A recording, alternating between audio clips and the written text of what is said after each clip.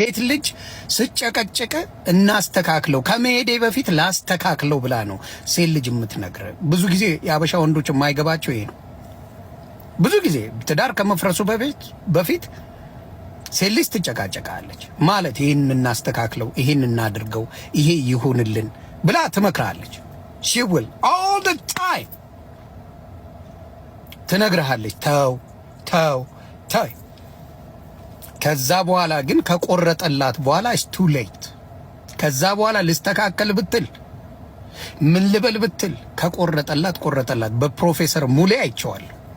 አይ ቲንክ ትዳሩ ከመፍረስ በፊት ገኒሻ በደንብ አድርጋ ይሄን ሰው ላለማጣት ሞክራለች። በደንብ ይሄ ለሴት ልጅ በቃ ተው ያለችን የማትወደው ነገር ካለ በተለይ ቢግ ዲል የሆነ ነገር ካለ ትነግራለች። እና ከዛ በኋላ ግን የፈለገ ሸራተን ብትሆን የፈለገ መልካም ብትሆን ከዛ በኋላ በቃ she's done። ስለዚህ በብዛት ወንዶች በተለይ መልካም ሴት መልካም እናት መልካም ሴት ስለ በምን አይነት መልኩ ነው? ለልጆቿ በጣም መልካም ሴት በትዳሯ መልካም ሴት የተባለች ከሆነች ከማንም ትበልጥባለች። ይገርውኝ ምን በዳማ ከማንም ትበልጣለች። ከማንም ትበልጣለች።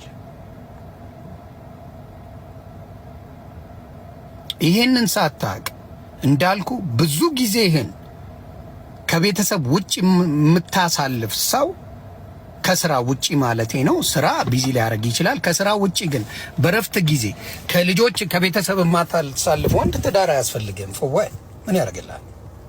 ከልጆች ጋር ደቂቃ የማታሳልፍ ከሆነ ከሚስት ጋር የማታሳልፍ ከሆነ ትዳር ምን ያደርግልሃል? ጀለስ ዝም ብለህ ኑረው ላይፍ። ስለዚህ ብዙዎቻቸው ችግሩ ምንድነው? ትዳር ኖሯቸው እንደ ሲንግል አክት የሚያደርጓሉ። ከትዳር በፊት የፈለከውን ማብራታ ሰማይ ላይ ወተደር ከትዳር በፊት የሚሆን ከትዳር በኋላ ግን ይገርብ ቢኬርፉ። ፕራዮሪቲ የሚባለው ቤተሰብ ነው። አራ ፕራዮሪቲ የሚሰጠው ሚስትና ልጆች ናቸው። ከሚስትና ከልጆች በላይ ፕራዮሪቲ የሚሰጠው ማንም አይሰጠው። እኔ አልሰጠም።